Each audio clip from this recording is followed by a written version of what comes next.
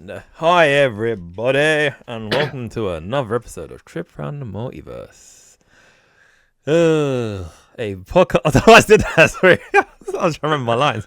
Well, it's probably because you know what? If you maybe you share the same opinions I do of the as to the main event of this pay-per-view, and that's why you're like that. No. I just literally just forgot. Okay. My lines were sick. I actually will get into that in a sec. Yes. And you know, rest of the podcast we talk about a lot of stuff, pop culture wise, blah blah blah. And this is a continuation from our WrestleMania Night 1 review. And now we're reviewing Night 2 of the WrestleMania.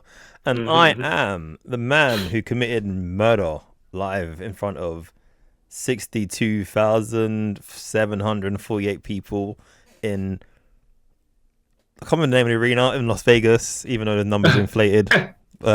Carl Charles and I'm the man who had 129% chance of winning and still lost. See my chance.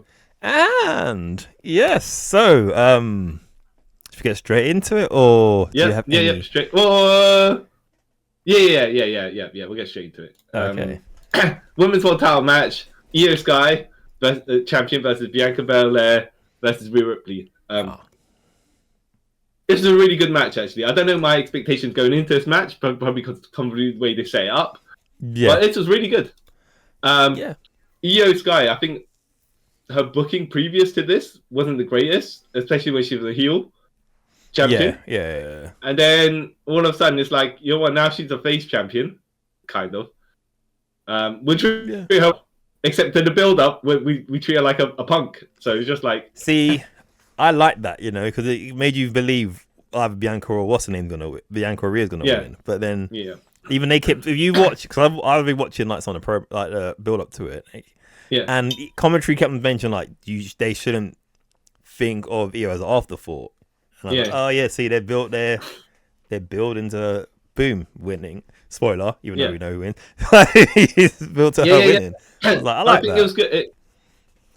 I think personally, maybe it would have been better if it was the elimination three-way, because then she gets to pin both of them, and then you make it even more of your the number one centerpiece of your division. Yeah, I get that, but I don't know, for some reason, if it was like, if they did that on a different pay-per-view, but yeah, cool, I understand eliminator match, right? But I don't know, at WrestleMania, it feels weird.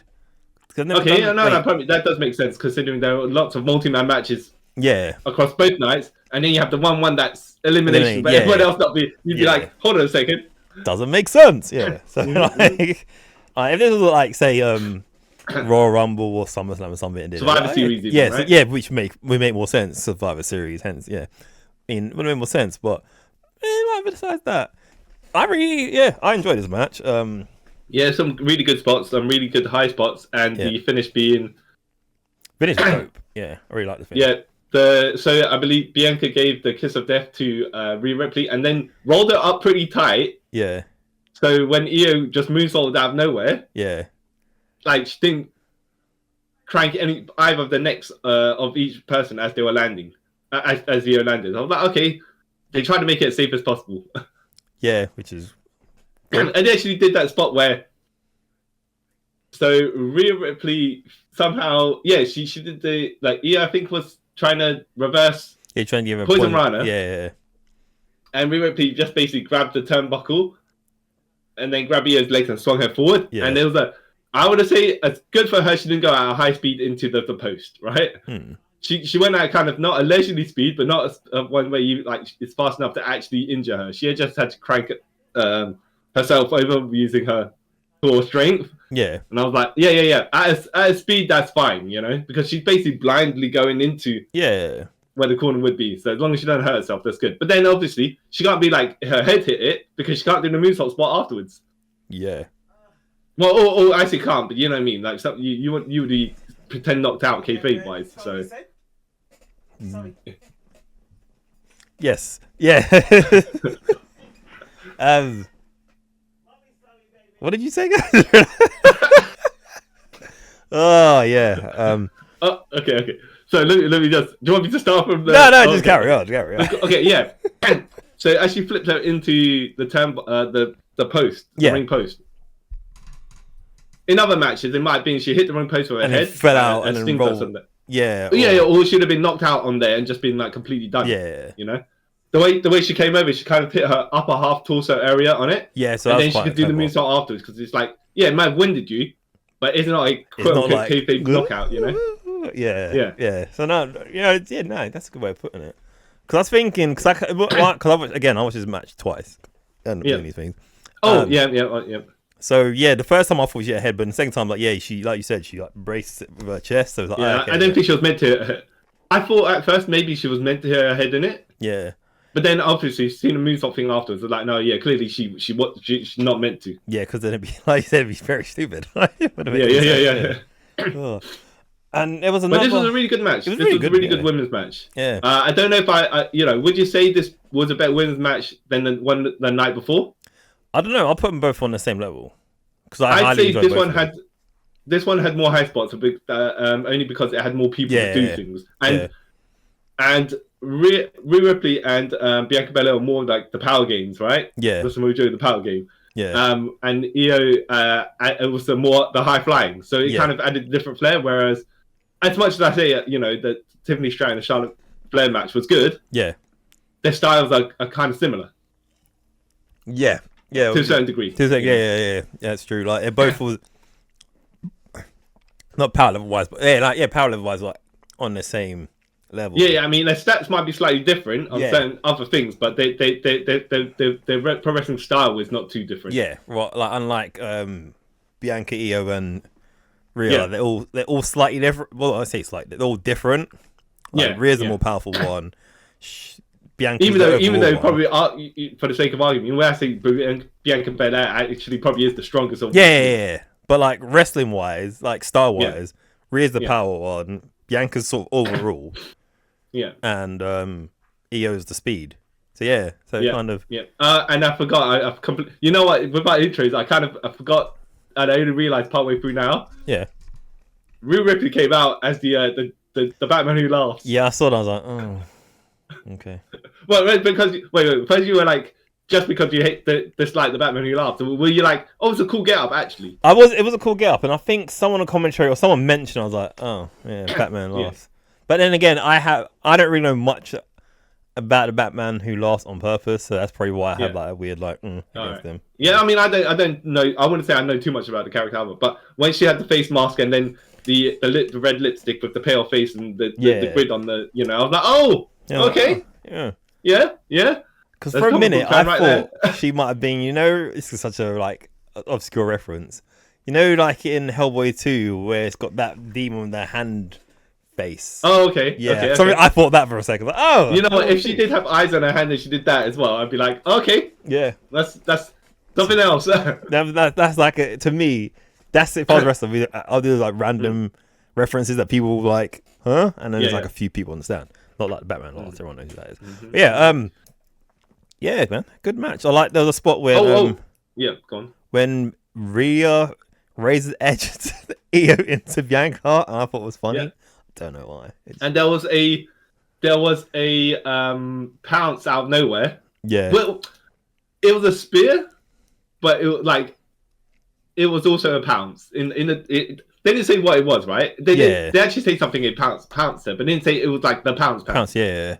And the way that Bianca came in, I think it was more like a spear than a pounce. Yeah. Though I would have liked it to be a pounce because the way that Io sold it, she hit Io over, right? Yeah.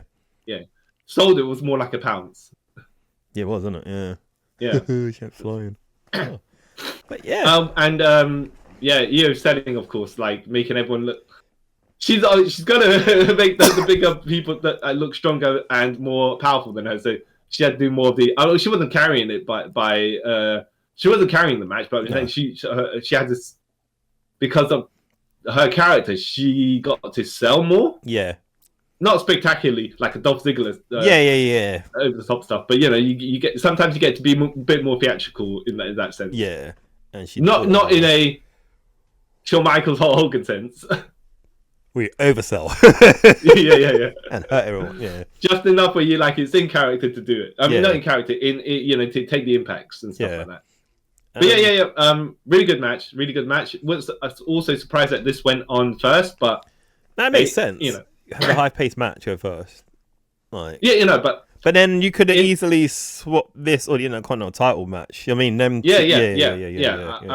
I just didn't expect it. Like, when you look at the card, you're like, when you look at yesterday's card, Saturday card, you're like, okay, this all makes sense the way that they put it together. Yeah. Here, I was like, oh, maybe I just didn't expect it to be first, but we did expect Gunther and J. Well, yeah. We didn't. I didn't think I think I kind of expected Gunther and Jay to be first or semi-main, like we were saying before. So, by the way, I did watch that match again. Yeah. And I'm like, oh yeah, you know what? Second time is better because then it's like I buy into the Jay. Yeah. Hope spots and stuff like that. But maybe they put. It's gonna sound really weird. Yeah.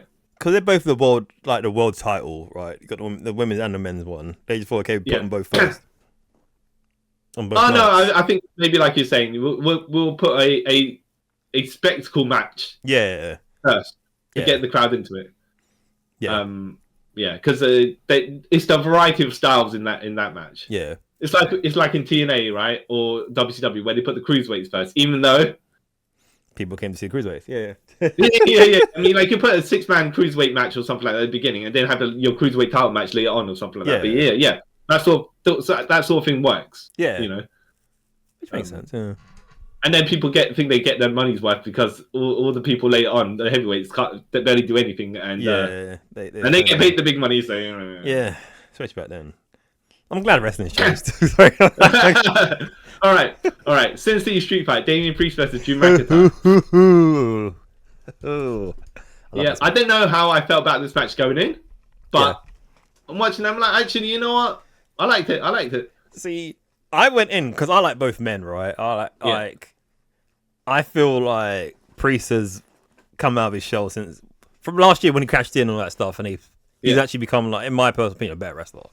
Like, he kind of since he lost the title, you mean? No, like when he won the title, and then like when he came again to push, like I feel like he's becoming a better wrestler. I enjoy his matches and stuff. I enjoy the character. Oh, you mean since he changed his finisher from the I can't remember what he called it. It wasn't the roll the dice because that's what no. Reno from WCW. Jeez. What was it? Something Bo. No. You're thinking of Stardust's version. Yeah. The Queen's, which was a reference to Arrow, apparently. Because it's Oliver Queen. Come on. Yeah, I know. But I was like, okay. What was it?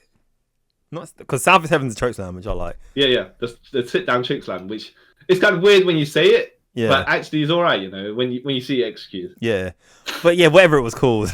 Not the test drive because that's the the original. Test drive. The original version. Did he do it first? No, I think Reno from that guy in WCW did it first. Roll the dice. He did it first, and then Test started doing it, and then Cody made it popular. Whatever that move was, that's gonna annoy me now. Yeah. Well, are you saying from that point, when he changed his finisher, he got better, or are you just saying when he actually won the title? No, actually, I'll go back a time. But when him and Finn were like tag team champions, I started liking. I started like paying more attention to him then. But then when he lost the titles and literally next day he cashed in and became a heavyweight champion, and like first I was like, oh okay, he's champ. He won't be that long. And then I actually started liking his matches and stuff. He put on really good matches, and since he's it's an awkward badass. It's an awkward one with Damian Priest because when he was champion, I don't think they didn't treat him like a champion. Yeah, I totally agree with that. Yeah. But then when Gunther won the title off him, that's when all of a sudden he started getting better because then they started treating Gunther not like a champion. Strange enough. Yeah. It's like, what, do you get your power level go up after you lose the championship? I don't know. It's like I feel like with a lot of people, once they lose the champion, they feel like they can do more of the person creatively, then they become better. Which is strange because you think the way around, isn't it? Yeah. If you're the champion, they not necessarily they feed people to you, but you get more legitimacy by beating other people. Yeah, not like when after you lose it and then you're already established and it's okay now. I don't know. But then it's the crazy stuff they do with the Money in the Bank, right? Where you win you win Money in the Bank, and then you job for like a year or whatever. Yeah. How long did you have the case for? And then yeah. It's a bit of but yes, with the hater Drew McIntyre, the world's #1 hater. Yeah. In wrestling, that is, right? Yeah. The Reckoning. There we go. Sorry, it was called the Reckoning. Karen. Okay. Yeah. Where they're having they go onto the outside. Drew just grabs someone else's some guy's phone. That's his brother. Peace sign with the thing. It's his brother. His brother. All right. Yeah. So I was like, didn't grab some random fan's phone, because I was like, if he did, that is something, man. Yeah. Not only that, you got to trust that he takes the phone and gives it back to you. Yeah, or just throw it into the crowd. Exactly. Yeah, no, because it was only because the commentary goes, yeah, his brother. Like, oh, okay, yeah, that makes sense. Yeah. Yeah. And then I think his brother tweeted it out after, but yeah. Yeah. But if it was some random fan, it'd also be even more. I don't know. I feel like it would be a plant. They wouldn't do a random fan. Yeah.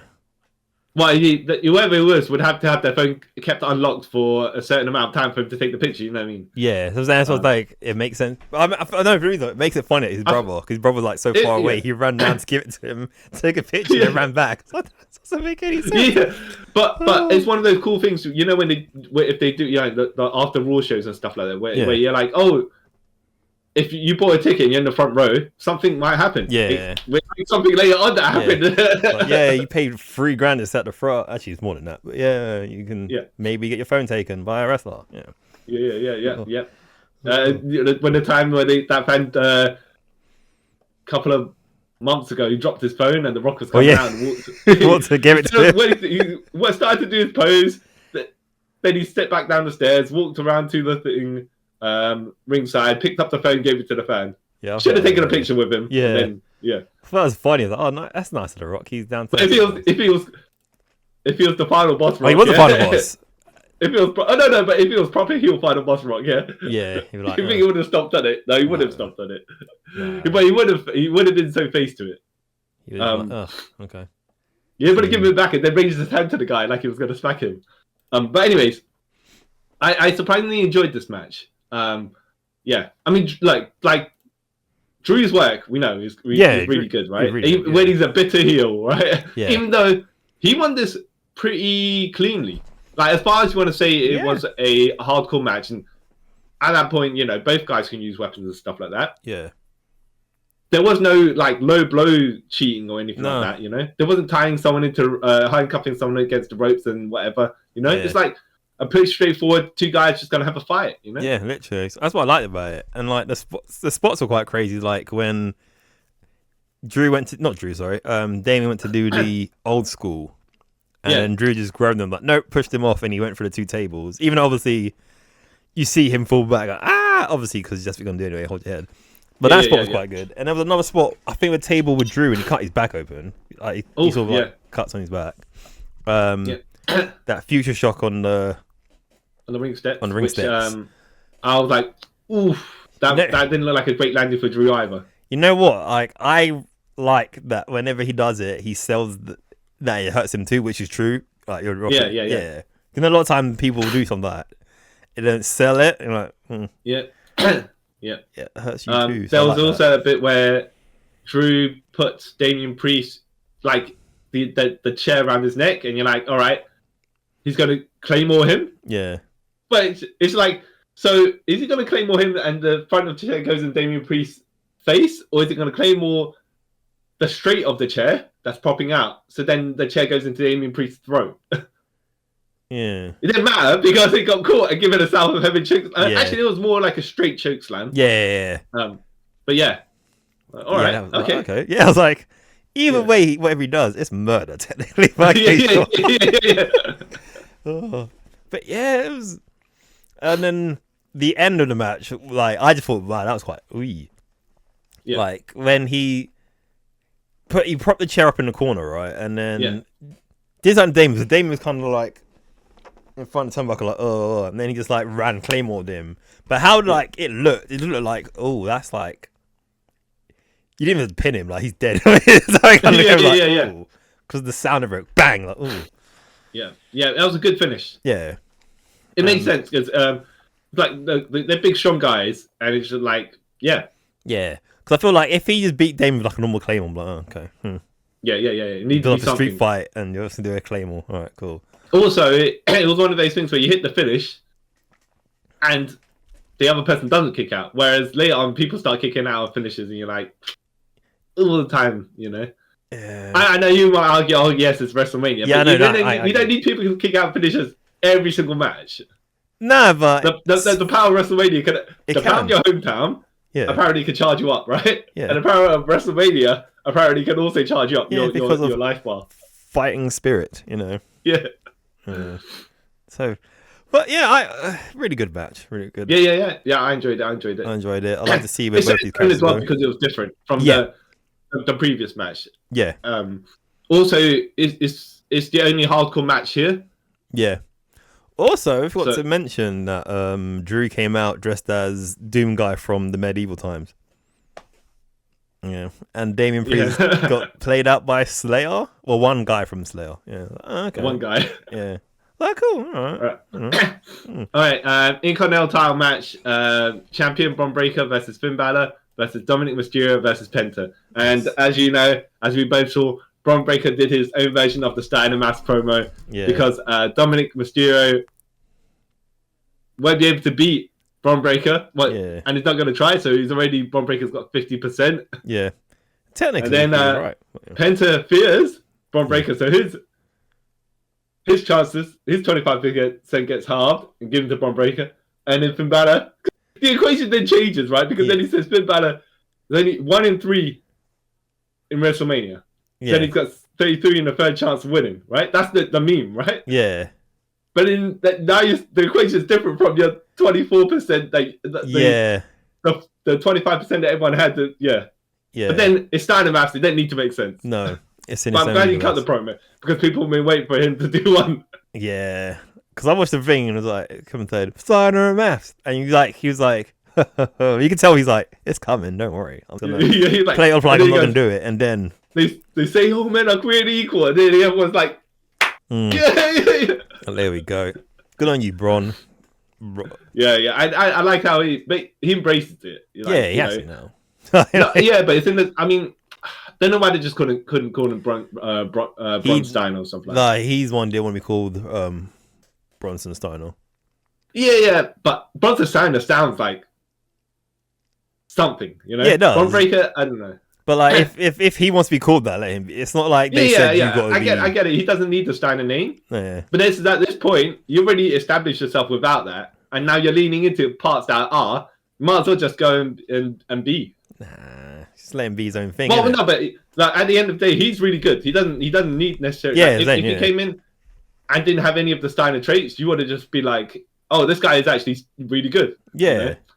You know? Yeah. So he doesn't need to. But then he's like, now you add the Steiner traits to the equation. All of a sudden, you're like, oh, this guy. But I kind of feel like that's one part maybe he doesn't really like, but it's like because people keep going about, he just does it now. It's like, okay. Well, yeah. Well, yeah. We'll see. We'll see. Yeah, because this guy, like, he's something, man. He is something with his crazy spears that nearly kill himself as well. Yep, that bit was insane. Yeah.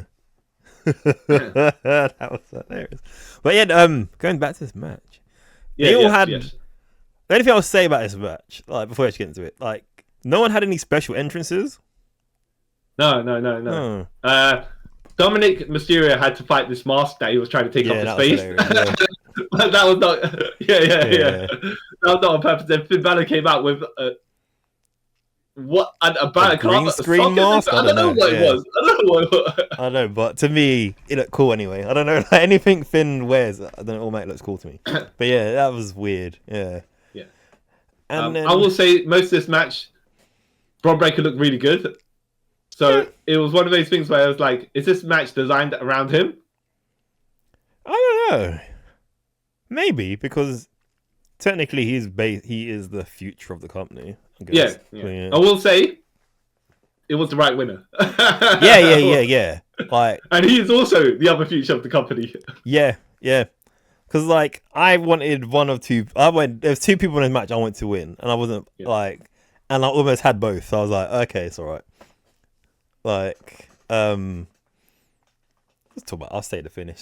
So when Dom went, so I thought Finn, because how they did it, Finn could actually win this. Oh, wait, is Finn one of the people you want? Yeah. I was like, I want Finn to win. You know, he needs to He's won last title or whatever. But then, yeah, and then Dom just came out from nowhere. Frog splash. Like, okay, yeah, I'm happy with this. And actually clapped like, oh, they did it. Okay. They did, by the way, they did do the promo thingy segment leading up to the match. And it was like, oh, yeah, I was the first ever Universal Champion. They did the demon thing, right? Yeah. And I'm like, are they trying to go somewhere with this? But, you know, because we haven't seen that gimmick for a while. Yeah, so why bring it up? You don't need to necessarily show that as the first. I know it is equivalent. Yes, was the first Universal Champion. You should, the footage, right? But, you know, unless it's going somewhere because we haven't seen it for a while. Yeah, but I don't know. Maybe just, like you said, it's only footage they had, really, isn't it? Because he was only champion for a day, really, so not very much. Well, yeah, but then you could have showed the footage where he gave up the title with his broken arm, where he was normal Finn Balor. Not broken arm, his with his shoulder sling. But would you really want? That's not going to hype anyone up, is it? Oh yeah, look at him having to give up like a loser. No. Oh well. Yeah. You know. but yes, I think everyone did good. Dom especially. First of all, Braun Breaker did especially good, but Dom also did great because Dom is. You get this match, he comes in like a punk, right? Yeah. And we hate him all the time, except that he's amazing. Yeah. Like, he literally come in as the ultimate underdog. Literally, like, everyone, like, I've even thought for a minute, like, he's here just to eat the pin, right? Because he can eat the pin and be fine. That's what, like, he can do. I've got to appreciate his heel antics and his character work and his improvements since he decided that he's no longer Rey Mysterio's son. Yeah. He's deadbeat dad. Yeah. Yeah. And like and then for some reason, like I never had a feeling, like I knew Braun wasn't gonna win. For some reason I had that in my mind, he ain't winning. Right. But then like I thought like before getting this match, I thought Penta might win. But I was like, actually it's kind of too early for him to win it. Yeah. Because like he hasn't had no like controversy, any struggle yet to get that title or anything. So he came in and got put in the Intercontinental title picture right away. So you're like, and like, and I feel if he needs to win when Penta does win that title, right? Yeah, it's gonna be in a 1-on-1 match, right? Probably against Dom. Yeah, probably because like, it gives give him credibility, right? Like Dom doesn't really need credibility because of his character is that. Yeah. Ego, like he'll take any opportunity, so that it makes sense for him to win in this match, right? That's why I was like, okay, it makes sense. Yeah. Yeah, like, I thought it was the right it was the right way that he also won, where he kind of he took advantage and frog splash Finn. Yeah. And then I liked how he was like posing the title, everything, then left, and it ran back past Finn. You see a bit where Finn's like looking, smiling, like, good on you, buddy, like. And then he runs back in the ring and starts posing again, like, oh, what a hilarious man. Oh. Yeah. That's heel antics, right? That's heel antics. You got it. That's extreme. There was one spot I thought was hilarious. Go on. When Carlito comes in to help, and then... Especially resurrected Carlito, by the way. He even said that, which makes me laugh. And then they start beating up who are they beating up? Carlito was beating up Penta, right? Yeah, they were beating up someone. Then they went onto the table. Carlito took a person to the table to do something. I can't remember what it was. And then a person jumped off the table, and then Carlito turned around and sees Braun, like, and then Braun speared him, like, jumped off one on that table with the other to spear him through it. Like, ooh. Yeah. Carlito should have stayed at home. So he died again. Yeah, should have stayed at home, man. Should have stayed at home. Ugh. Poor guy. But yeah, it was a fast-paced, chaotic match. I liked it. Yeah.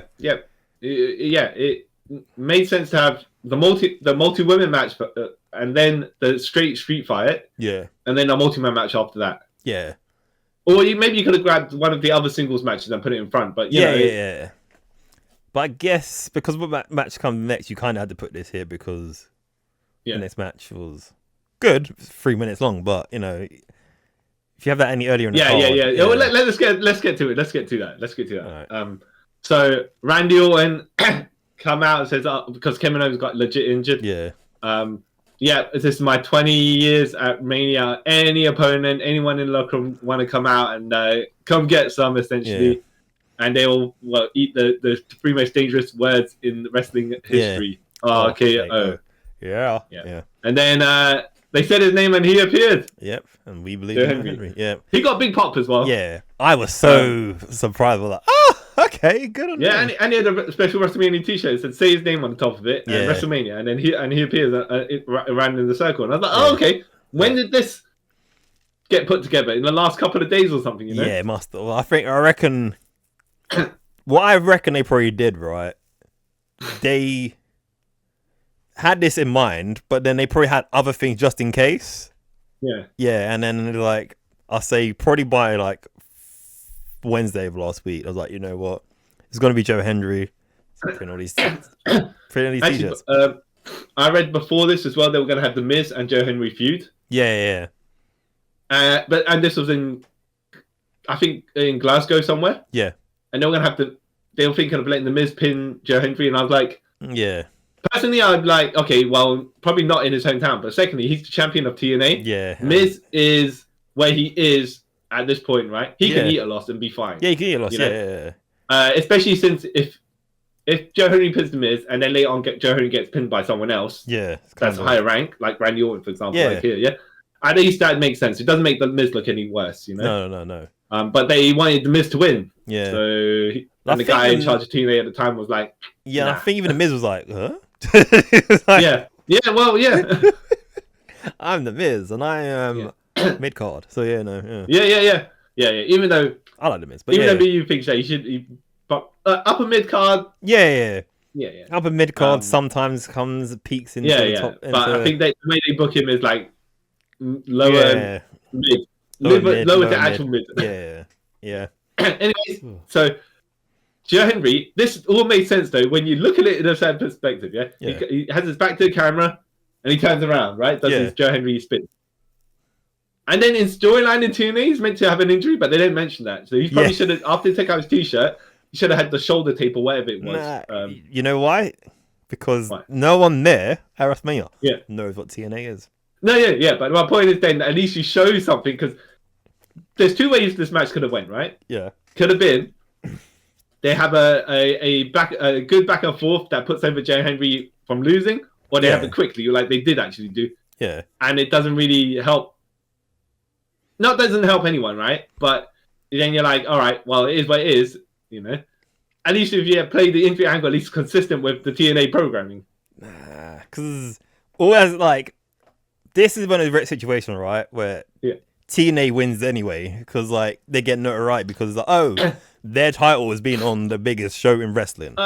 See, this match, as much let's go through the match first, and then we can talk about specifics, right? Yep. So it's a 3-minute match, like you say, yeah. Yep. Joe Henry does a spin on the entrance, like the 180 turn. Then he goes into the ring, and when they introduce him, he also does the TNA champion, not world champion. For some reason. He also does the spin, right? Yeah. Which then is like, okay, now you've put it twice. Yeah. They have a little back and forth for a bit in the actual match. Joe Henry tries to go for a chokeslam for some reason. That's his finisher.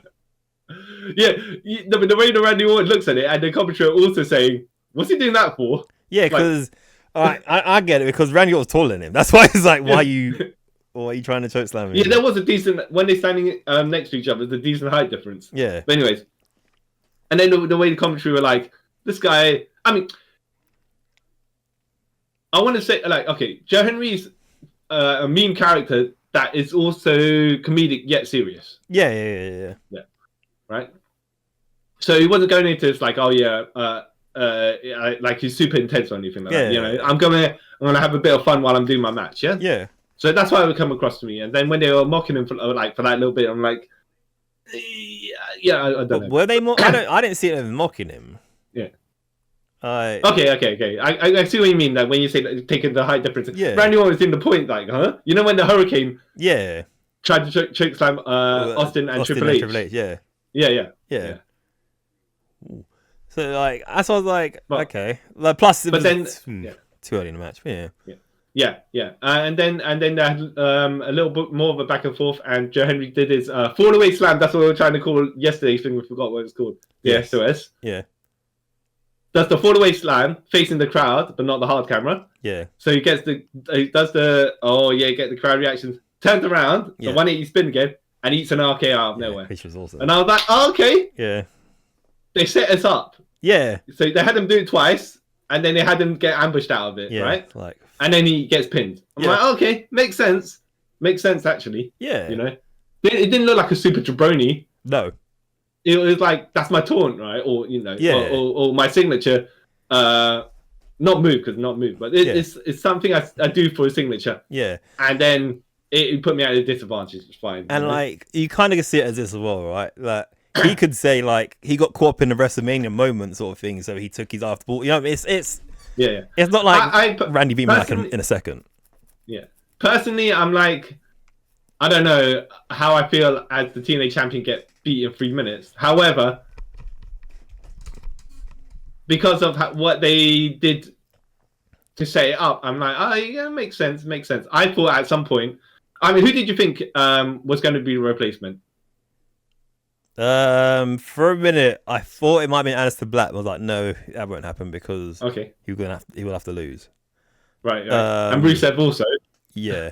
Then again, like, I thought who would have made the most sense was Nick Aldis at this point. Yeah, it would have made sense. And he could have get defeated in 3 minutes. Nah, and I'd have been fine with that. I don't know.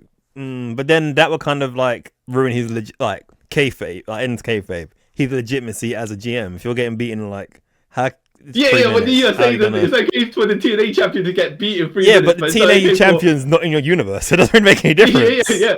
But it's different. It's different as well because you get like Nick Aldis hasn't been wrestling, quote unquote, in WWE at all. Yeah. So as far as they know, you know, ring rust or whatever, you know. Yeah, no, it's that you can't. I don't know. Like it's like, all right, say you're in this kayfabe universe, right? Yeah. And your boss got beaten in 3 minutes, right? Yeah. And then he's gonna shout, he's like, I can't take you seriously, you got beaten in 3 minutes. Yeah. But then as we know that their bosses who can't wrestle. That's different. You know? But if a guy who is known for wrestling, look at his stature and stuff like that. Yeah. You can't. But that could be the turning point of him and Randy Orton to start having a feud, you know? I can't allow myself to get beaten in 3 minutes or whatever. Anyways, I would have been more acceptable for me to have him beat in 3 minutes, not to knock Nick Aldis because he's actually good, then to have a world champion from a different kayfabe universe, right, come in for a spell and get defeated that quickly. Yeah, again, like not being bad. It's TNA. You don't. But the only person that it helps is yourself because then you can be like, yeah, my main eventers are better than your champions, which is true, but. Yeah, it's true, but you don't need to bury them like that. But not again though. Like him losing has got like I said, TNA wins in this no matter what because now people who didn't know what TNA were saw him like, okay, you know what, I might check out TNA because this guy interested me. Now they've got people watching TNA. It interested you because he got beat up in 3 minutes. Yeah, it's Randy Orton, so it's fine. Like it's that sort of how I see it. By the way, if and this is just another side thing, right? The Kevin Owens match, if it happened, how long do you reckon it would have went way longer than this? Yeah, because this night was like half an hour shorter than last night's. All right, okay. And I think that's why, because I reckon that chunk of time, would have been not the whole for half an hour, but you know, like a good portion that was given to that match. So, but you don't think personally you would have had Joe Henry versus Randy Orton be like a 15-minute match or something? No. Okay. All right. I mean, I would have probably been a bit more happy if it was for Joe Henry, TNA, right? But at least Joe Henry's not the super serious type of character where it damages him. Yeah, because like, say this was Moose, then I'd be like, oh, you can't really do that. Like, even though on the totem pole, Joe Henry's higher than Moose, right? But because of Moose's character, you're like, you can't really do that. Yeah. And if it was Nick Nemeth, I don't know if we'll get the same. Again, I love Dolph Ziggler / Nick Nemeth, but do you think anyone would be like, oh, Dolph's back? Yeah. I'm just saying, if he got beat in 3 minutes, would you have been like, that's a bit... No, because you get beaten in 3 minutes means in WWE, so it makes no difference, really, doesn't it? Oh, okay. Yeah, okay, fair enough. So it's like, that's sort of like, okay. Right. Okay, fine. Yeah, I didn't. I'm a preference, but I didn't mind it how it was because it's just like, it was an opportunity, you know, out of nowhere. God, then he picked him up and gave him another one. I was like, okay, this is like Stone Cold, right? No, but, okay. See that though, like I know some people might remember that, but that's Randy Orton. No, so it's like that's what he does. So that's Jim's character. Not only that, but then he cracked a dirty smirk and he patted Joe Hendry on the chest afterwards. So I was like, you know what, fair dues, you know. I mean, not that you make a mockery out of the guy and then you laugh at it, but you're like, you know what, you're a good sport, mate. Yeah, because you could tell, like I've noticed for the last like 4 or 5 years since Randy Orton's come back and stuff like that, he's been more like chilled and like enjoys it. Yeah, because like even when they just kept cutting to him during Joe Hendry's entrance, you can see he was like entertained by it. He's like, and not only that, when he did the final, when he finally signed up to the crowd, he turned around, give the money spin and did the Randy Orton pose. I'm like, all right, Randy, you know what? Oh. Hey, man, like this guy's having fun. Yep, and clearly Joe Henry was having fun. Yeah, so hey, exactly, man. So I like it. Because I think I noticed that as well last year WrestleMania when him and Kevin Owens came out to the ring and Kevin Owens had a go-kart and then Randy Orton jumped on it. He looked so like happy. I was like, this Randy's awesome. This is a man not worried about his spot on the card. Yeah, literally. He's just doing this because he loves what he's doing. Yeah. Good on him. Yeah. All right, next match. AJ Styles versus Logan Paul. It was fine. Yeah. I thought it was going to be more than it was considering who's in it, what Logan Paul can do, and obviously what we know that AJ Styles can do, you know? Yeah. Because, like, I know a lot of people kind of turned off this match because of Logan Paul being in it. But I watched it because I like AJ. I've been a fan of his for 20x years, whatever it is. And like you said, it was a decent match. Kind of wasted someone like AJ on... Yeah. Well, no, I mean... Look, I mean, like wasted the AJ WrestleMania moment, if that makes more sense. Yeah. Like, if you were going to get on this card, and the only way to get on this card was to have the match against Logan Paul, then fine. Fine. Yeah. That's it. That's not to say, that's your position, but you're like, hey, you're getting a payday. That's fine. Yeah. And Logan Paul can do stuff, so fine. Yeah, you probably want to be a bit more high-ranking opponent. You know, that's full time or whatever, right? Yeah. But at the end of the day, if you're gonna get paid a chunk of money for it, like Killian Cross got paid for his appearance. No, but like I liked his moment, like that bit. Like I don't know, to me, his part was like the best part of that whole match. Yeah, you know, just think. But I know what you mean. He got WrestleMania payday for just. But have you seen his interview afterwards? No. Oh, this is lit. So I don't know. Okay. It's leading something good. Should we go through the match first? Yeah. Okay, no, stay. I mean, there's some good high flying stuff like that. And, Logan Paul doing the loaded fist. Yeah. Which, by the way, I don't know if you've had surgery or anything like that, where you've got to put like titanium the plates and stuff like that.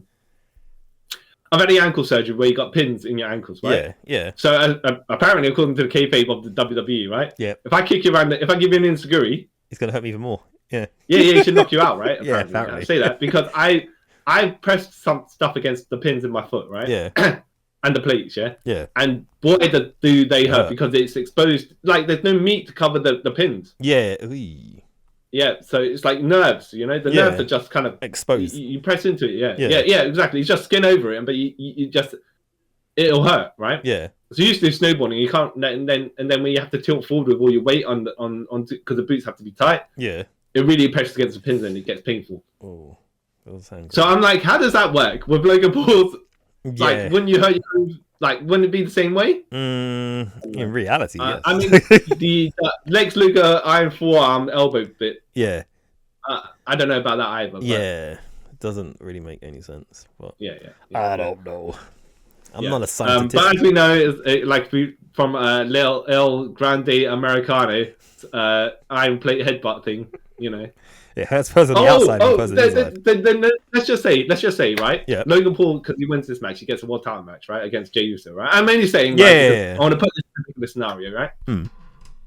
He's got a loaded fist, and as we know, you never headbutt a Samoan. So what happens when the loaded fist touches the head of a Samoan? The world explode. Yeah, exactly. It's like two nukes hitting each other. Yeah. Zero. Yeah, but this was fine. This was fine. It was fine, yeah. Not as amazing as I thought it was going to be. No. Logan Paul being a dickhead. Styles clash AJ Styles, who then rolls it through and gives him a Styles clash. I love that. I was like, of course, it makes sense. Who would be able to counter their own move like that? You know. See, if I was a wrestler in kayfabe, right, my finish will never hurt me because while training, I'll get my finishes done to me so many times it just becomes nothing.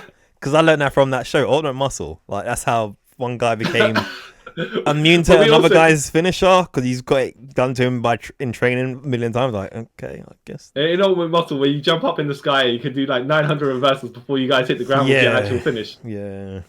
So that's what I would do. Yeah, cause I did like that spot. Like, oh, that's good. I like that. Oh, Yeah. And so you were saying, so Karrion Kross comes out to Logan Paul's cohort that always comes to give him the brass knucks, even though he's got loaded fists. Yeah. Anyways, is it double the power? Probably. I don't know.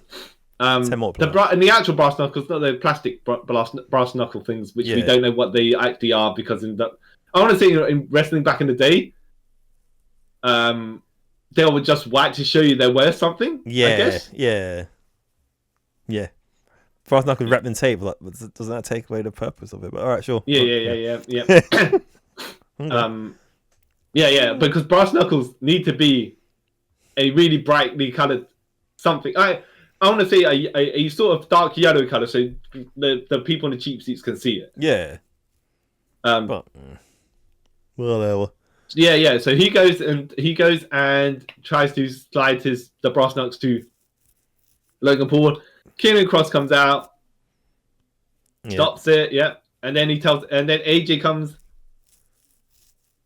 and what does he knock the guy out? Yeah. He knocks the guy out. No, he throws him into the barrier. Oh yeah.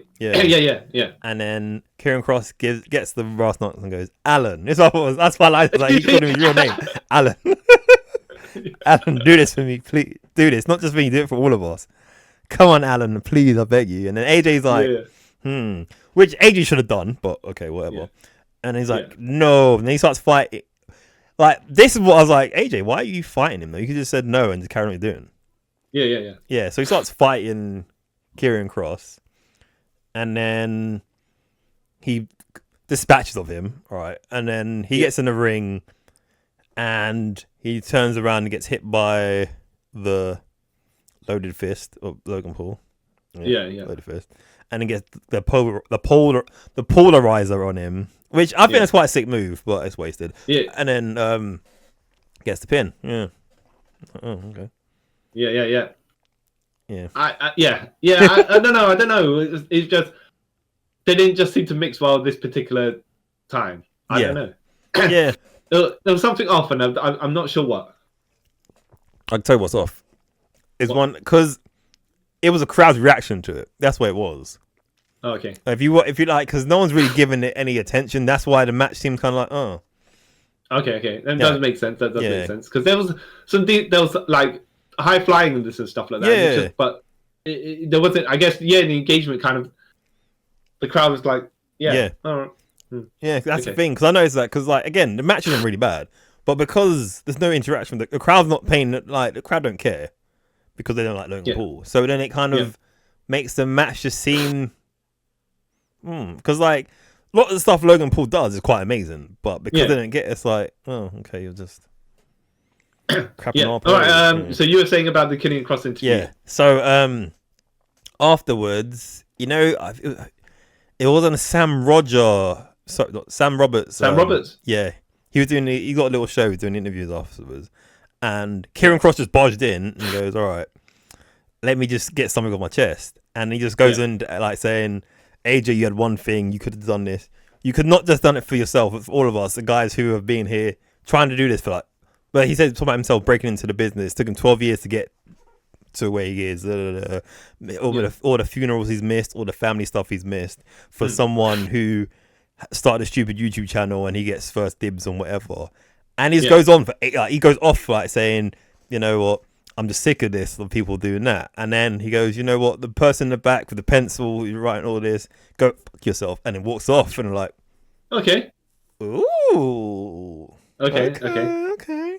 And then And then the next day on the Pat McAfee show, it got brought up. So I was like, okay, this is storyline, because if it wasn't, yeah.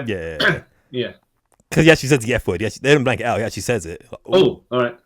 Then I was like, oh, yep, see, this is Triple H playing games with us again. Oh, he's clever.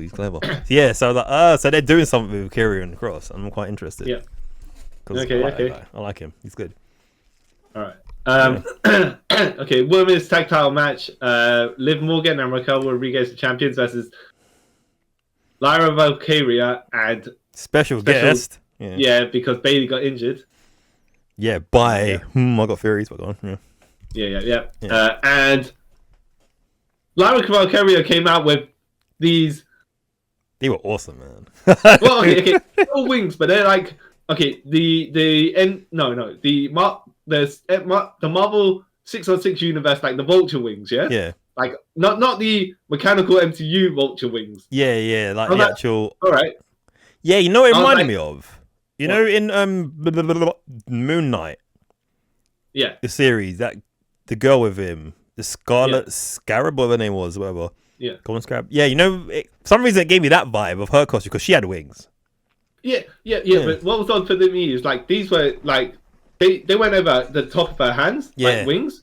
If there were sleeves and she had her fists around it, I don't know, like popping out of it, that looks more cheesy. I think that would make me more sense because I'm like, these are a bit weird. That looks cheap. I don't know, like her actually look like having wings, like without the hands, makes more sense. Like that looked a bit dodgier to me, you know. I don't know. But you can have a different opinion.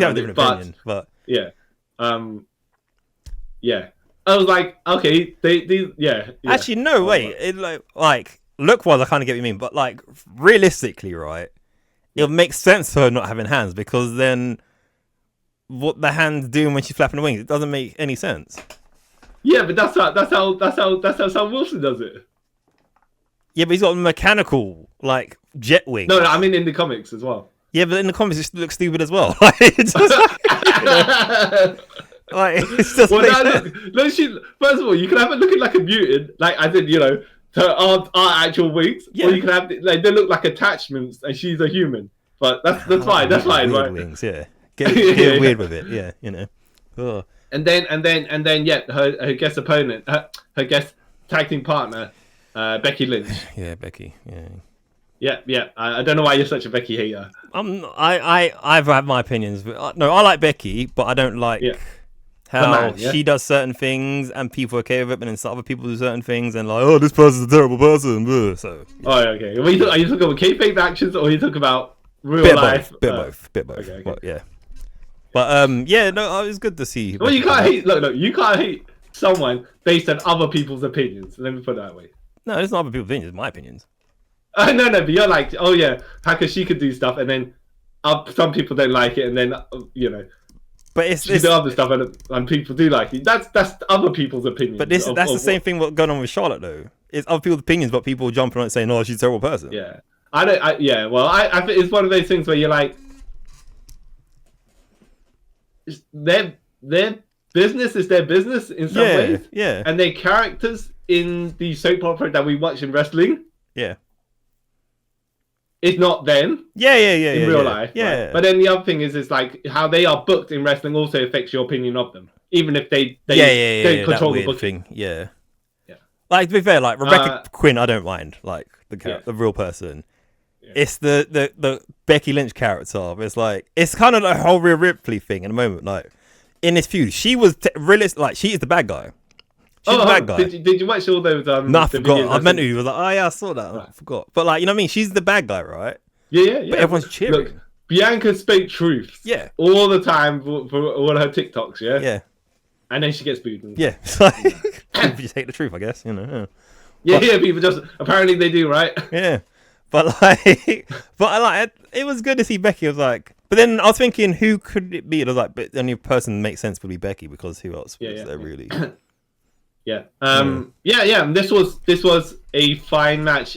It kind of went the way you expect it to. Yeah. And considering she just came back, they wouldn't have her lose. No. Unless they were going to do the thing they did the next day. Yeah, I say that. Yeah. Yeah. Oh sure. Cause I literally before this was fine. There's nothing amazing, but Becky Lynch came back. She gets a huge pop. Good pop. Yeah. Yep. Everyone looked good in the process of this match. No one looked like a complete jabroni. No. Raquel looked good because she was doing her power moves and stuff like that. She's getting to.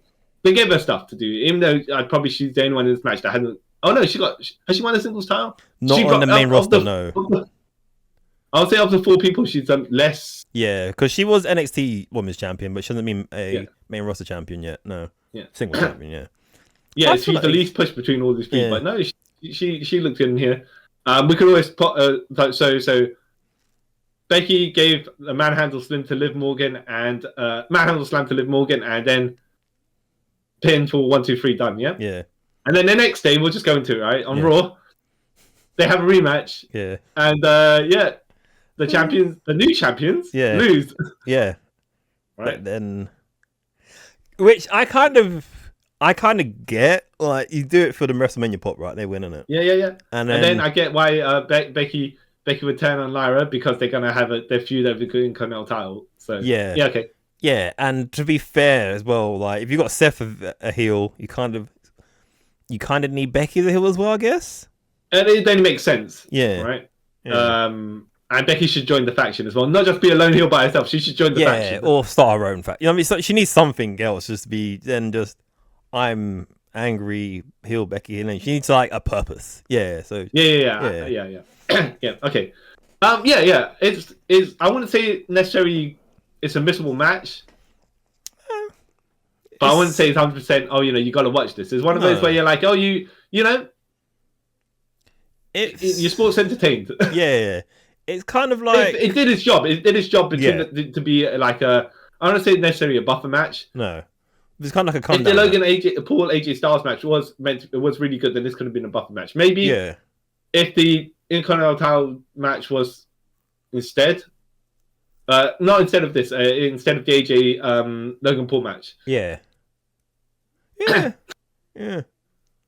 Anyways, sense. So then we get Stone Cold coming out in his ATV. Yeah. No. Which, by the way, I don't know if you see the behind the scenes, he crashed into a screen before. Oh, is it? Yeah. On the ramp, he crashed into the screen, and then later on, as he's going around the ring, then he crashes into one of the barricades. Yeah. And then we don't know what happened to the lady. You know what? Like, I watched it twice, right? Yeah. The second, like the first time, that's kind of but then when you watch it, it hits her, and a good 3-4 seconds later, then she falls over. It's like, I don't know. It's a bit weird. But they were saying all of a sudden that Nick Khan was the Flash, the fastest man alive, ran over there to do damage control. Yeah. Probably said to her, free tickets to WrestleMania next year. Then people are just speculating, like, or free tickets to an event or whatever, right? Yeah. So you didn't get sued, as they do, right? Which is good. It's good. Yeah, it could it doesn't cost them anything. No, other than whatever the cost of the lawsuit, which both sides would lose out. Really, end up losing out. Yeah. Bad publicity, stuff like that. So. Yeah, but I feel like it could have been worse. and if you're a wrestling fan who's going to buy tickets to be in the front row of WrestleMania and stuff, and you can afford it. Yeah.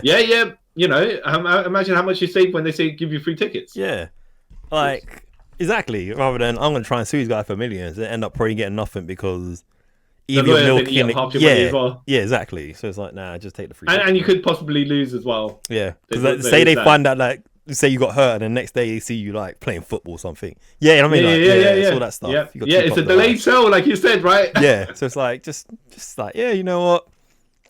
Give me front row seats for WrestleMania next year. We're good. Mm-hmm. Yeah. But and then so Stone Cold come out, and then he did the same thing as Shawn Michaels did as well, because they was announcing how many were in attendance, right? There's a bit where he kind of sorts, and then he flings a card out so you can see what the number is already before he's even said it. I was like, what are you doing? Because Shawn did the same thing yesterday when he come out doing it. So so they just say like the combined total of people was like 100,000 to something. It was quite a lot of people. They combined days together. Yeah.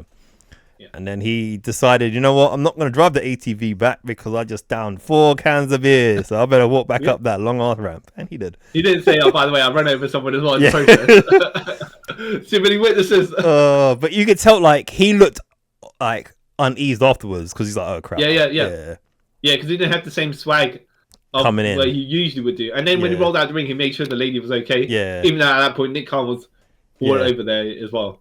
Yeah. So I was like, oh, bless him. But yeah. And then, we get to the Universe Undisputed non-Universal Championship because they decided that doesn't count anymore. Yeah, it hasn't been that for a while. Just been... Well, you know that they retroactively decided. So, in your opinion, who's the last Universal Champion? Technically Roman Reigns. Oh, okay. That's also their opinion. Yeah. Even though you would say that Cody won the undisputed Universal title off Roman Reigns, therefore Cody is the last unified champion. And I don't know. Look, if they're saying the point of when the titles were unified and Roman Reigns had them and he got the gold title, that is when the last champion. That's also fine. But then you don't do what they did and say it's still kind of two branches. Yeah, I get what you mean. Yeah. Because when they were listing Cody as champion, they also said he was world champion and he was WWE champion and Universal champion as well. Oh. They just should have said Roman Reigns was yeah. Oh yeah. But I think they didn't want to get into the awkwardness of John Cena going for his 17th world title, but if he's winning 2 titles, then it's actually 18th as well.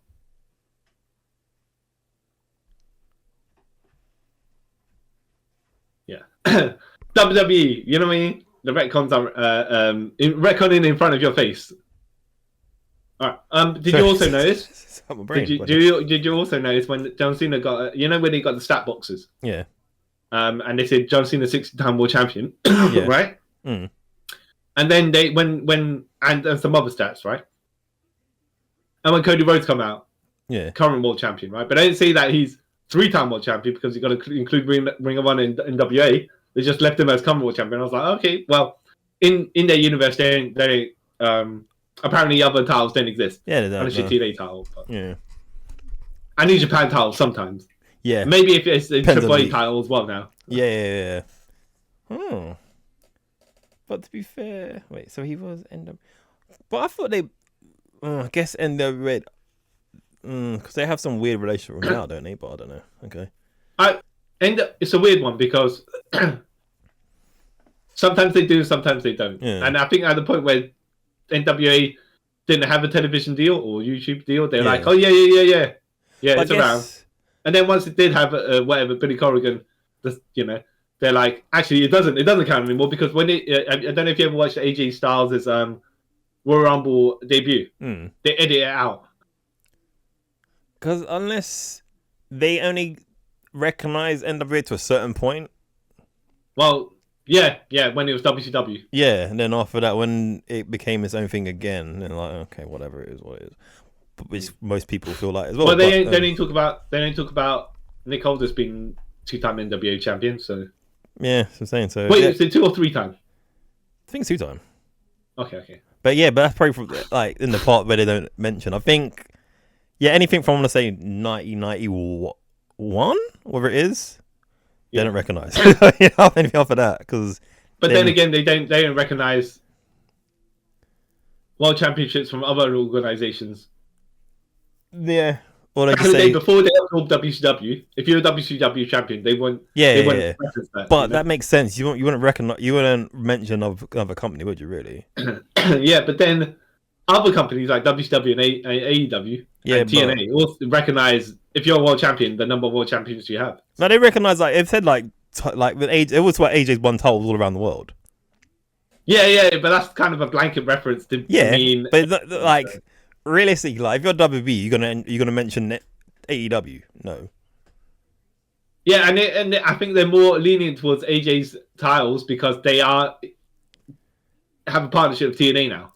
Yeah, and I haven't mentioned IWGP Intercontinental. Yeah, not Intercontinental, but they like even with the with Gorilla Destiny, they mentioned them like it being 5-time. Yeah, but apparently, if you're halfway across the world, Yeah, I'm saying so. They count down, apparently, but sometimes not. Yeah. I guess that depends also how crossover the other company is with your rivals at that point. Yeah. Well, it's true though. Like, would you them? That doesn't sound really bad. Like, them mentioning AEW is punching down. What? No, I'm not saying they do or don't. I'm just saying it's odd that other companies don't mind it. Like, because they they're say, "Oh, you know, punching up. X-Pac world champion," and then in your case, universe, you're like, "No, none of that, please." You know, I would do the same if I'm honest. Like, why am I Oh going to well, mention someone lower down the totem pole? Then you know what I mean, like, it sounds bad, but you know. And then only mention it when you need to say, "Oh, Ric Flair's a 16-time world champion," or AJ has won titles across the world. And, yeah.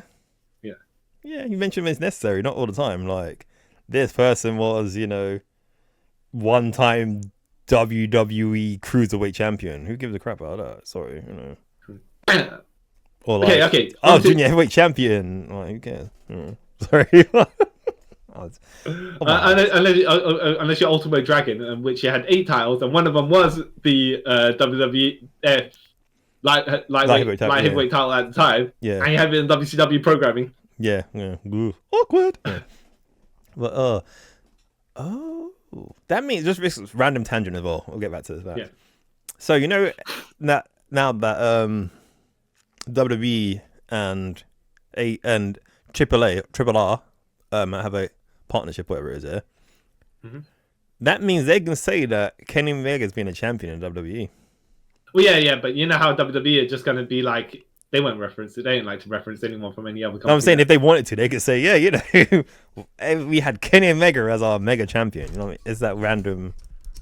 Yeah. Well, yes, they could, but it's just one of those things that they just don't. No. They like it.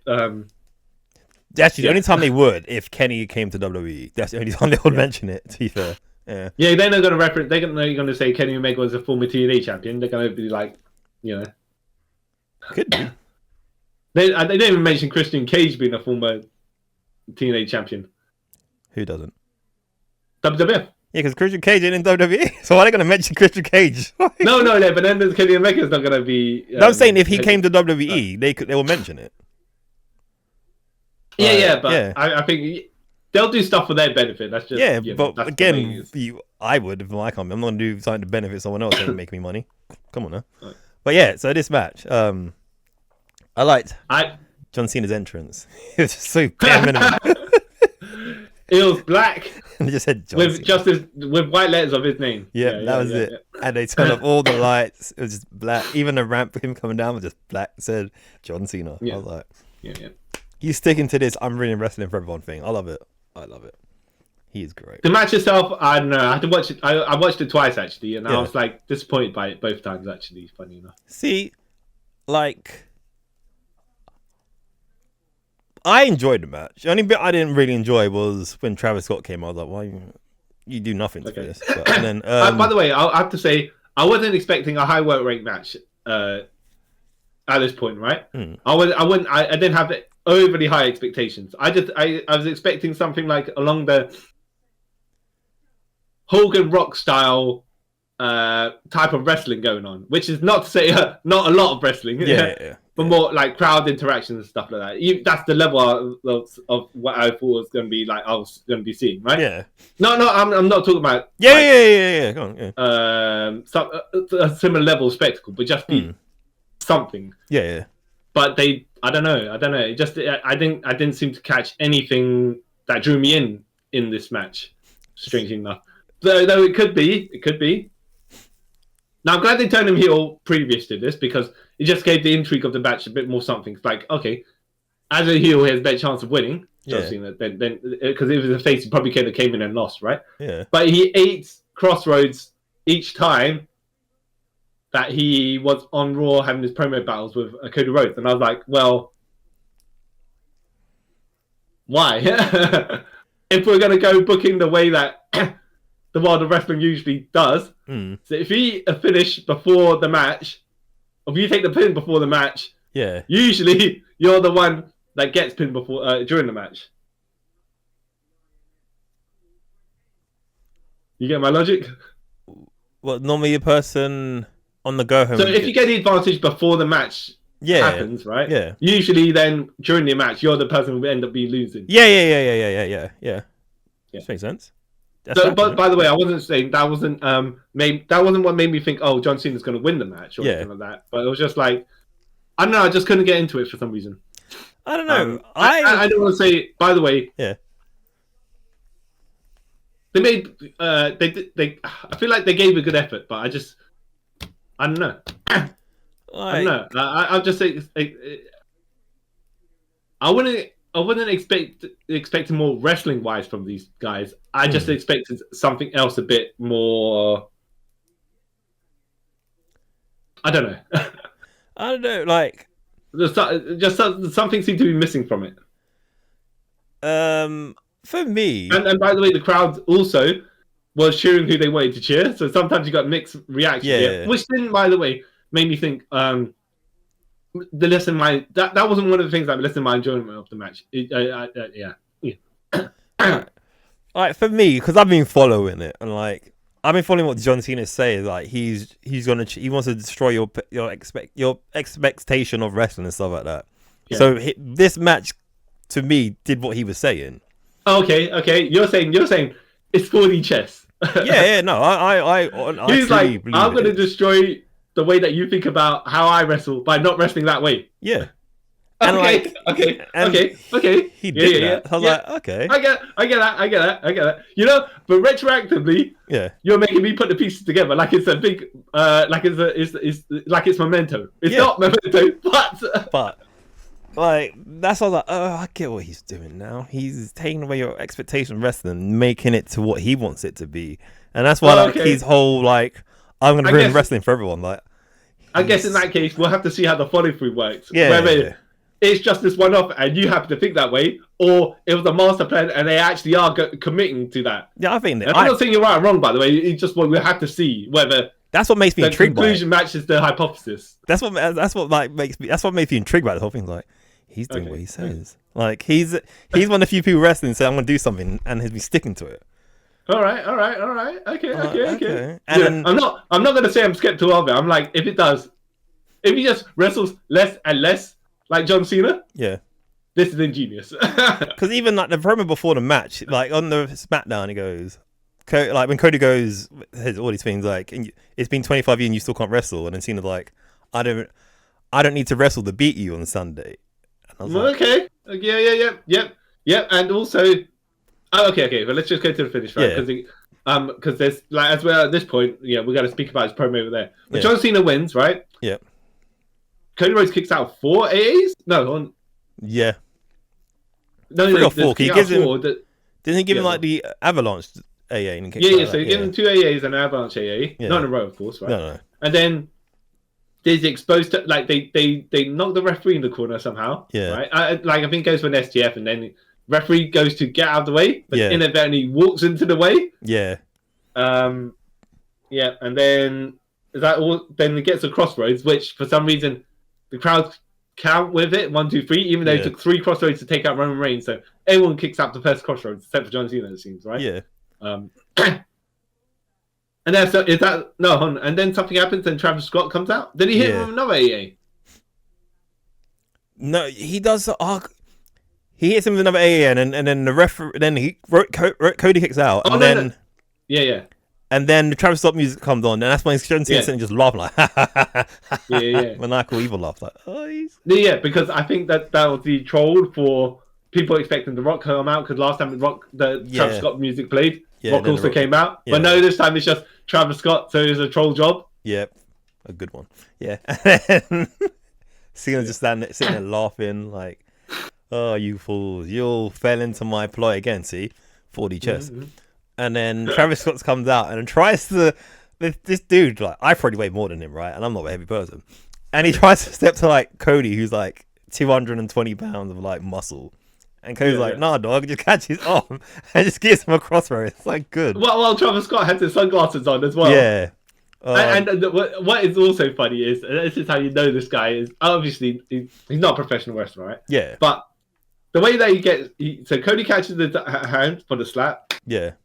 Turns him into the crossroads position. And this guy, he just goes, not necessarily limp or anything. Like, there's no fight. There's no reaction. There's stomp it. You know, like in that position. If you're fresh, you could like Kenny Omega. You can stomp your feet like, oh no, I'm trapped, or you play with your arm enough. Now the man just like he just all of a sudden lost every single control over his body. Because he knew his life was over. Like, you know what? Might embrace death. All right, cool. Oh. And then he takes the crossroads, and Cody should have been a joker because the sunglasses come off, right? And Cody should have picked them up. He picked them up and threw them out, but he should have picked them up and put them on, just for the joke. Just a joke, then for him, yeah. Oh, that was hilarious. Or he picked them up, put them on himself, take them off, and put them on Travis Scott, and then kick him out the ring or something like that, right? Because something that I see The Rock would do something like that. Yeah. And then I think Cena tries to hit him with the belt, and then Cody takes the belt, catches it, and like, no. Cena's like, no, bro, please. And then Cody decides to look at the crowd to see, whether he's gonna want to embrace the hate, right? Yeah. And then he gets kicked in the nuts and thrown into the exposed turnbuckle twice, and then an AA. And I'm like, okay, all right, yeah, okay, okay, makes sense. Okay, yeah.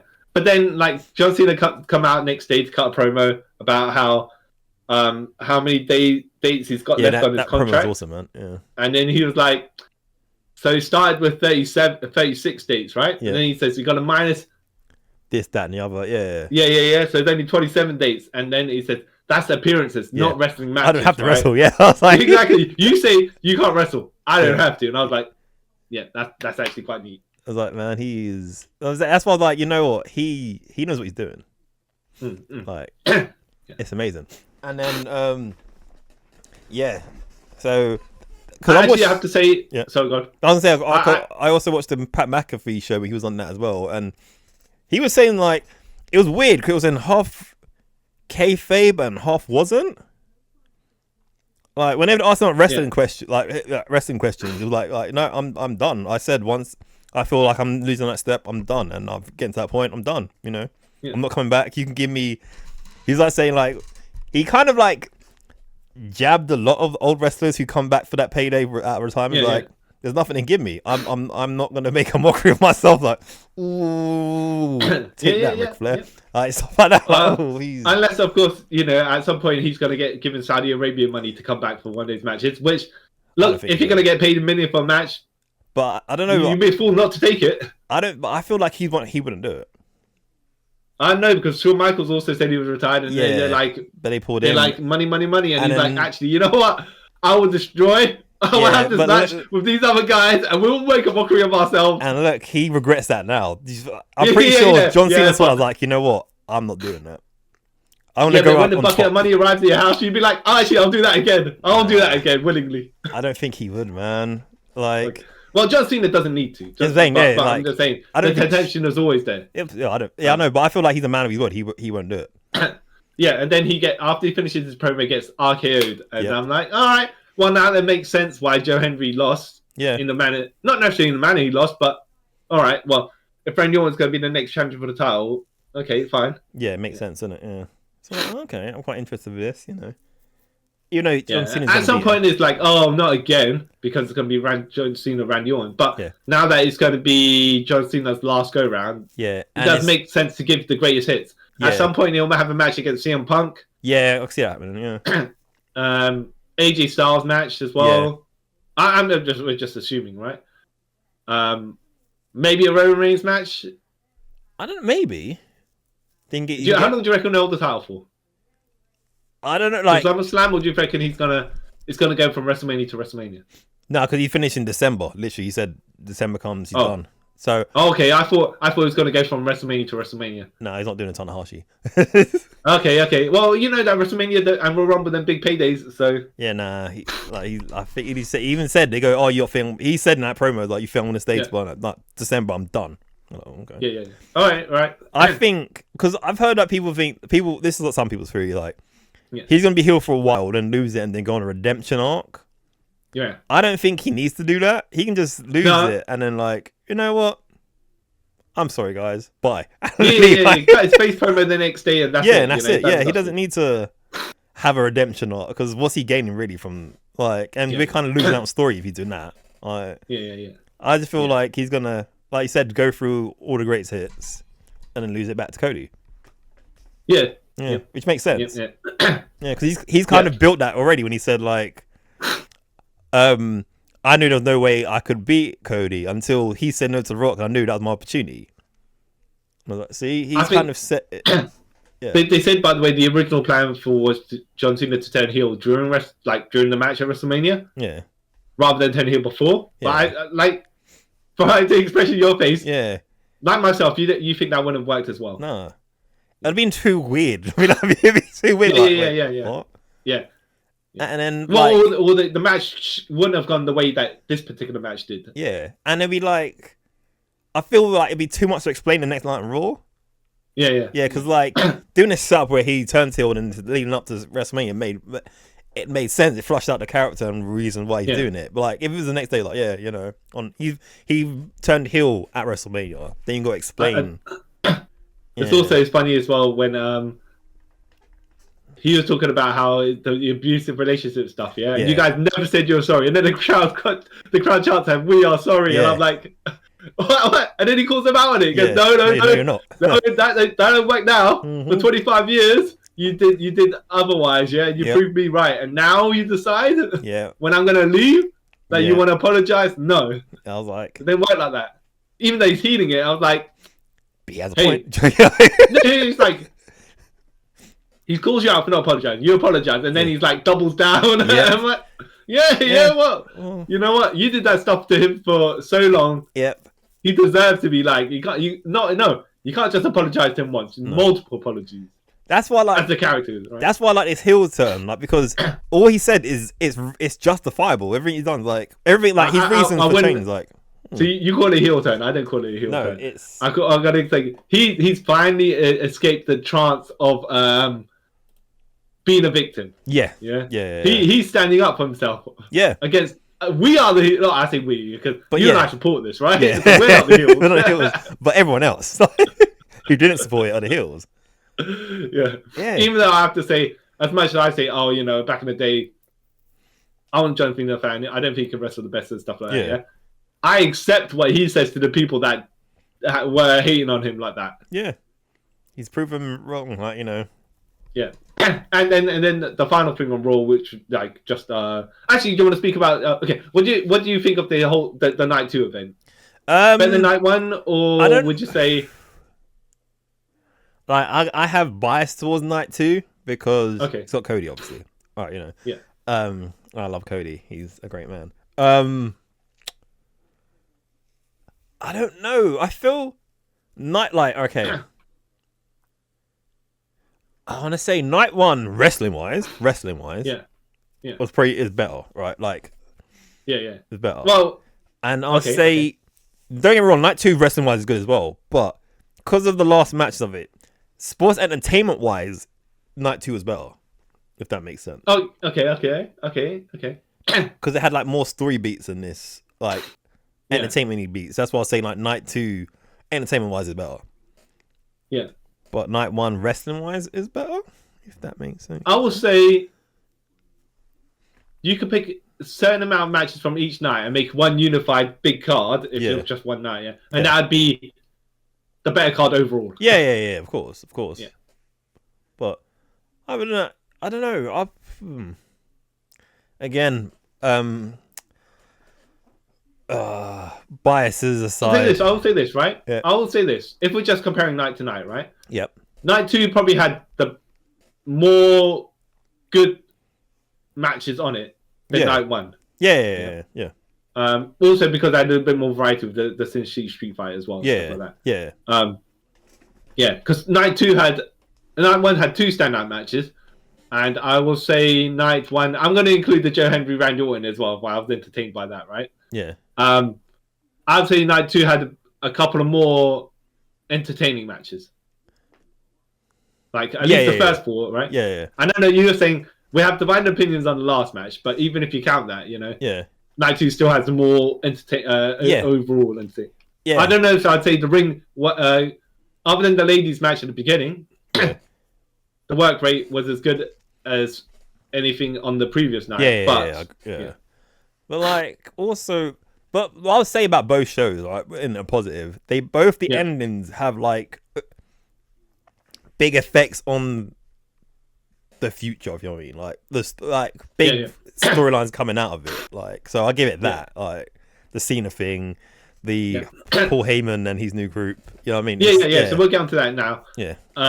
So Paul Heyman come out, he got with Seth, and then there's a big schmoz because CM Punk and Roman Reigns decide. No, CM Punk come out, attack Seth Rollins, and then Roman Reigns also come out because they all hate on Seth Rollins, right? Yeah. And he Superman punched Paul Heyman as well, right? Yeah. And he goes to spear Paul Heyman, and then out of nowhere, Braun Breaker spears him. Yeah. And I'm like, oh, good, because like, of all, like, if you're gonna elevate someone, Braun Breaker's at that point where you could get him to. It might be too quick for him to go to the world title picture already. Yeah. Right. But it wouldn't be out of the realms of possibility for him to have a match with Jey Uso pretty soon. Yeah. Win the title might be another thing, right? Yeah, that's it. Yeah, he won't win the title. You could put him in a multi-man match in a world title picture, and still he won't be out of place. Yeah. Yeah. Who in that group though? It won't be just the two of them. No, there surely be more. Yeah. But you're saying, like we're saying, Becky should be added to that group at some point. Yeah, because she's heel as well. Might as well, right? She might be added to that group, or she should get her own group. You know, or something like that. You know what I mean? She needs to do something just being her own and all that stuff. Oh, yeah. So whatever they probably actually just the new Paul Heyman group, whatever they're gonna be called, probably need a tag team in there. Yeah, and then you'd be fine. Or tag team that are two separate, like tag team that could also split off into two singles guys. Yeah. But also, did you see the Io Sky Stephanie Vaquer match? No, but I seen. Funny enough, this is gonna sound extremely weird, right? So last night, obviously I went to bed and everything, and then I woke up middle of the night and I was like, oh, I can't go to sleep. So I put on Raw. Yeah. Just put it in the background. And as soon as I turned on, that was the first match. I was like, oh, okay, cool. And then I watched like 2 minutes of it and I fell asleep. Not saying that's bad or anything, but because like I was trying to get over the two nights before, it was just the poor sleep. Yeah. So, and then I saw bits of it today. I was like, oh, that's okay. But I didn't know the content of it. Like, was it like a champion versus like a title versus title match? Okay, so Io Sky come out to get her flowers. Yeah. And then Stephanie Vaquer comes out. Oh yeah. So you're the best. You say you're the best, yeah. But I'm La Primera. So you didn't want to go. Let's go, yeah. Yeah. So you're the best. No, not being in the heelish way. That Yeah. Then Adam Pearce comes out, right, and says, "People, he gets boost because it looks like he's going to start the match." He goes, "No, just come out to make sure you people. They say they want a match. You people want the match." Yeah. And then I was expecting to say, "I will have the match next week," or not now. Yeah, we'll have it next year, WrestleMania. No, yeah, we'll have the match right now. Yeah. Yeah. So I have a decent amount of match that I see seems to be going somewhere, right? Yeah. But I'm like, how can she's the NXT champion? She's in the middle of a push. Io Sky just won the WrestleMania the day before, so how are you gonna? This is not going to be a clean finish. Yeah. So I think towards the end of it, Io Sky went to charge. Like Stephanie's in the corner, he goes to charge at her, and then Roxanne Perez scrambles over, and takes Io Sky down, and then Stephanie's like, "What?" And then she gets attacked from behind by Julia, and then what they decide to do is cross over, and go after each other's opponents, which makes sense because Roxanne's having a match with Roxanne Perez is going to have a match with Stephanie Vaquer, on NXT, yeah. But and I guess Julia decides she's just going to be heel tweener Stardom Julia and fight everyone that she wants to fight, right? Unless and then Rhea Ripley comes out and she's got like a actual black eye. Yeah. And she goes like Roxanne runs off because Roxanne's gonna be Roxanne, right? Yeah. And Julia is facing Rhea Ripley on the other side, and they just kind of circle around. Yeah. And then Julia's like, "Oh, I'll put my hands up. I'm just gonna step out the ring, but I ain't afraid of you. I'll fight you if you want." Yeah. Well, okay. Yeah. Interesting. Yeah. But I think they've got to not necessarily. Okay, so face Julia is not as effective as heel Stardom Julia, and I think they've got to build her towards that first. Yeah, I think that's what they're gonna do. Yeah, I reckon they will because Julia's the best. And it does make sense then if they're going to the main roster or whatever. that Julia won the title and lost it to Stephanie, and then but probably the next person in line to get that NXT title was Jordan Grace at this point. So then you can move the other two up. Yeah, let's say that. Yeah, I was gonna say, even though like, I'm kind of sad that I like Julia. I'm like a huge Julia fan, and who's never actually watched any of her matches. But which I actually broke the other day because I actually ended up watching. I watched Stand and Deliver, and I was like, I need to break the gimmick now. I actually have to watch the match. So I watched it. I enjoyed it, but like, I feel like she should be in NXT a bit longer. But if they can bring her up, I don't care. I think it's because it's the like when you see the heel, when you see the heel version, she is the bully, right? Yeah. Then you get more into it. Yeah. Oh. Because I don't watch. I've watched clips of her. I've never actually watched her. I watched the match, and like a joke, I started off, and I was like, with one of my friends, like, you know what, I'm gonna stick to the joke and just not be her biggest fan, but not watch any of her matches. Well, any of her one-on-one matches, then you can still probably go that way. Good point. Yeah. I've never actually watched a one-on-one match with her because I even watched I didn't watch the one with her and Stephanie. Didn't watch that. Oh, that was actually. I feel that was a good match, but not as good as it could have been because they didn't have that kind of build. Yeah, because it came out of nowhere. You know? Yeah. And they were both faces at that point. Yeah. You know? And it was just like, oh yeah, we're friends and blah blah blah. But when you have the blood rivalry, you know. Yeah, it makes more sense. Yeah. And also, it's like when Junior's more vicious, it's better. Yeah, that is true. Okay, so you're saying this night 2 is really really good or just good, or you know? Because Cody Rhodes on it is really really good.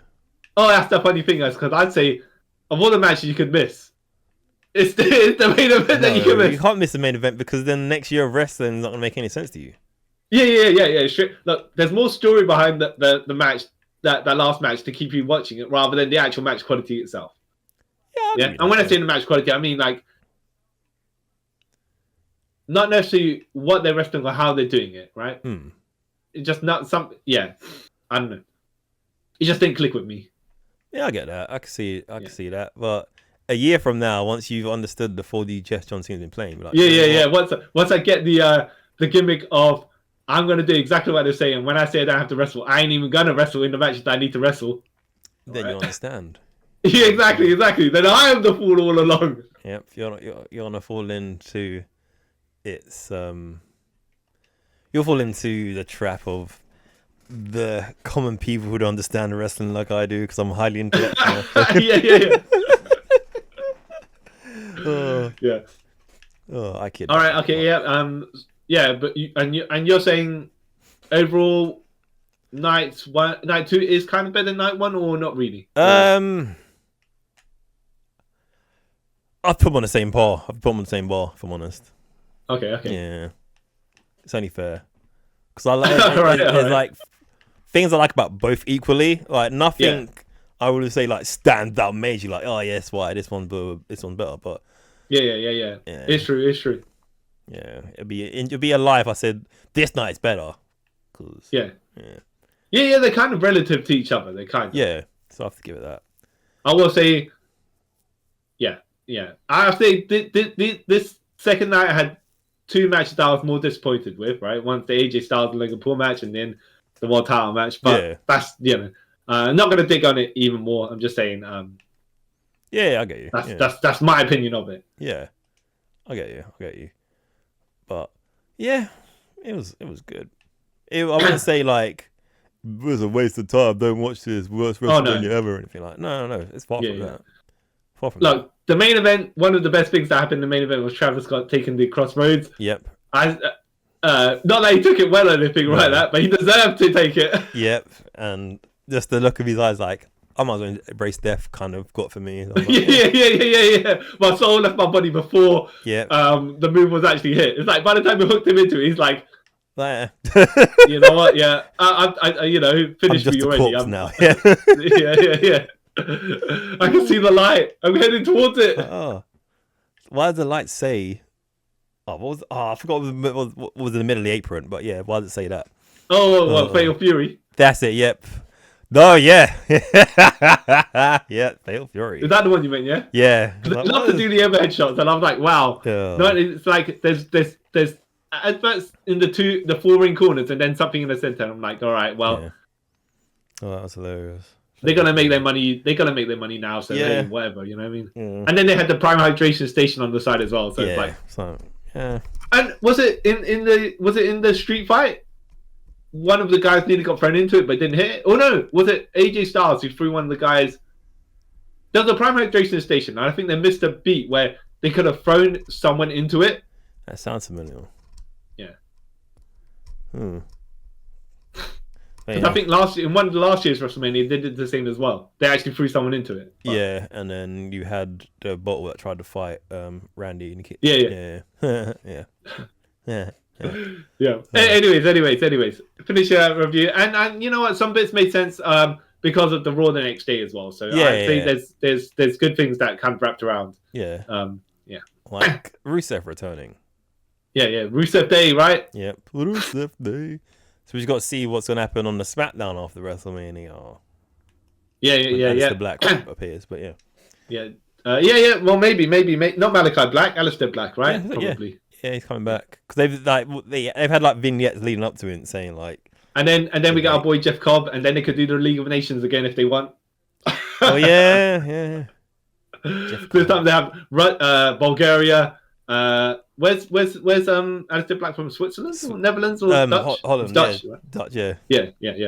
And then Jeff Cobb from Hawaii. You might as well, and then Wade Barrett come back from the retirement from the commentary and be like, and Sheamus as well, because we haven't seen him for a bit. Oh, do you reckon that at some point Sheamus will get his Intercontinental title? From Rey Mysterio, maybe. Rey Mysterio from Dominic. Not from Dom. I'll say he'll get it from someone, but I don't think from Dom.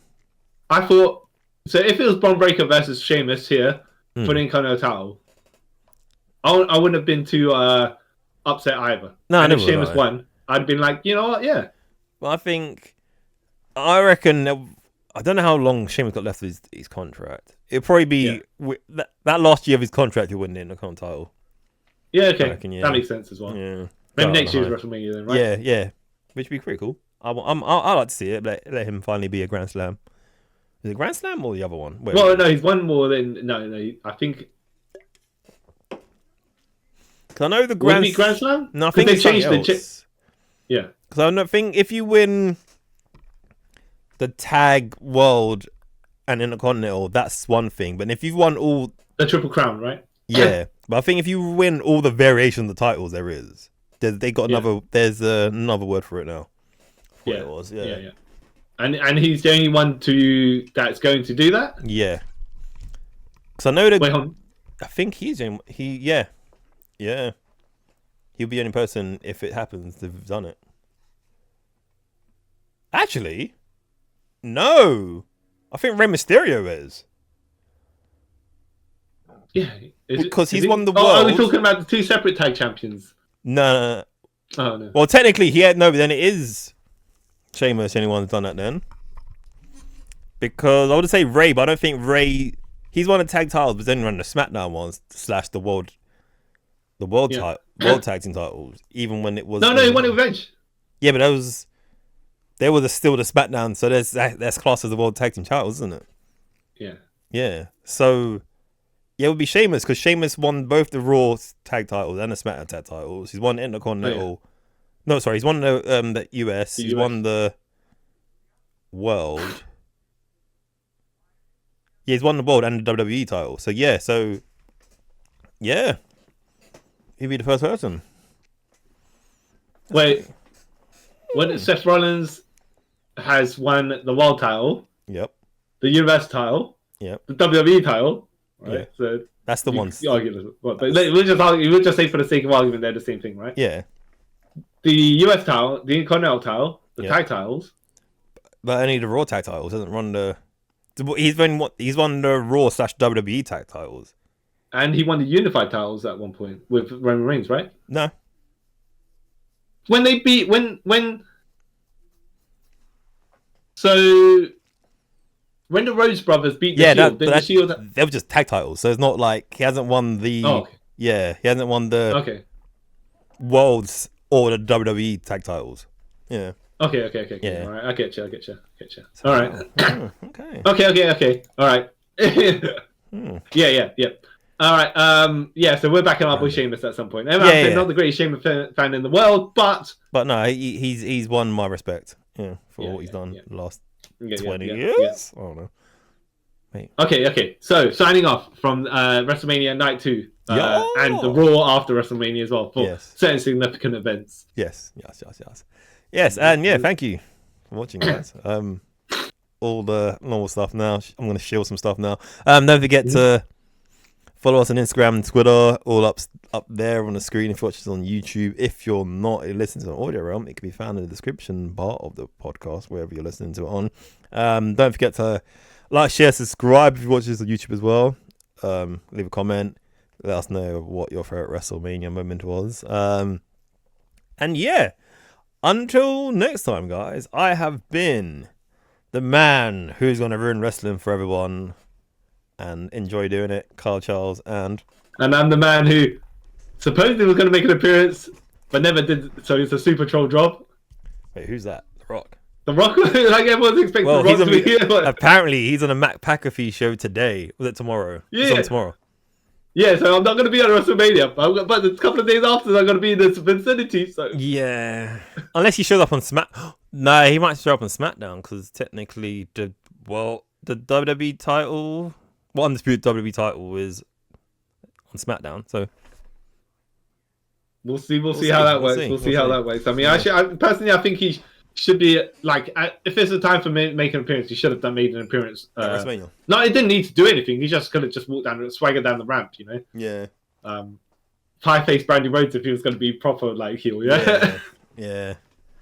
And smack the kid. Yeah. Or pie-face Mama Rhodes, depending, right? Because Brandy, I guess, will be holding the kid, so you don't want to be like causing that any danger like that. Yeah, and he doesn't ruin his Hollywood career by doing something like that, does he? Yeah. Yeah. Well, yeah, okay. Yeah. Well, yes. We'll probably let you know whatever happens on the Smack of Down. And yeah, so until next time, guys, I'd like to thank you all for taking a trip with us around the multiverse. Bye. Bye. Boo.